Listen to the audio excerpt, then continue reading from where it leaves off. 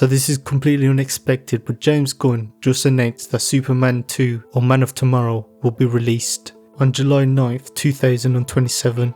First of all, this is completely unexpected because I thought that we was going to get a Superman sequel, but I thought it was going to be a couple of years before it got announced. I guess this is what happens when you're the president of a studio, you get to make big calls like this. But it's not just that he announced a Superman sequel, it's that announcement came with images that might give us a hint of what the movie will be about.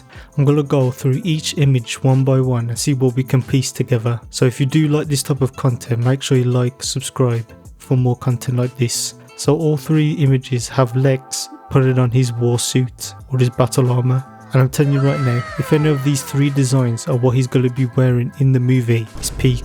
Take my money. The first image we see is drawn by Jim Lee, which I've always liked James Gunn that he gives nods to the comics, and he tries to include them in any promotional material that we see. So maybe he's helping Lex put on the suit or rebuild his suit. I just can't get over these Lex Luthor designs. It's going to be so cool seeing a Lex Luthor wearing his battle armor in live action for the first time. We've never seen Lex Luthor put on his war suit in the movies, and it would be cool for the general audience to know that this is something he's capable of. Because yeah, he is intelligent, but he uses that intelligence to make suits and weapons that can affect Superman. I'm kinda glad that in the first Superman movie we never saw Lex don his battle armor suit. I think James Gunn is really taking in account that you don't need to rush these stories, you can let them breathe. I don't blame the old Superman movies for not attempting to do the Lex armor, because I don't think he even had it at the time. Kevin Spacey's Lex Luthor didn't even do nothing, he was just buying land or whatever in that movie. And you know, we don't talk about him anymore.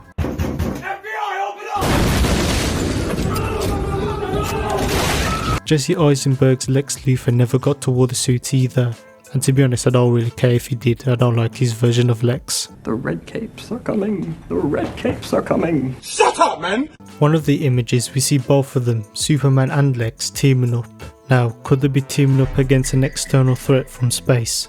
I don't know. Now I'm going to be throwing some theories at the wall. I think it would be so cool if Brainiac is the main villain of the Superman sequel. He's a villain that we've been waiting to see done in live action, and he hasn't been done justice. So how cool would it be if Lex Luthor teams up with Superman to fight a common enemy?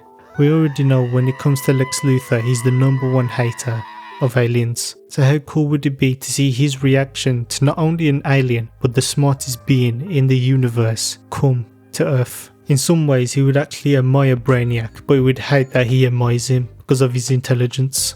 We're talking about Brainiac, a being that goes from planet to planet just so that he can expand his knowledge. He collects worlds and shrinks them down so that he can learn about them later. He would probably end up coming to Earth knowing that there's 2 Kryptonians on Earth, wanting to capture them and experiment on them both. I could see Superman asking Lex Luthor for his help because he needs his intelligence to help him stop Brainiac. But I don't think they're going to be buddy-buddy for too long, because in the next image we see that they're both fighting. This suggests to me that Lex will probably end up backstabbing Superman in the end. I'm glad that in the end of the Superman movie, James Gunn didn't decide to kill off Lex Luthor, but to just throw him in prison.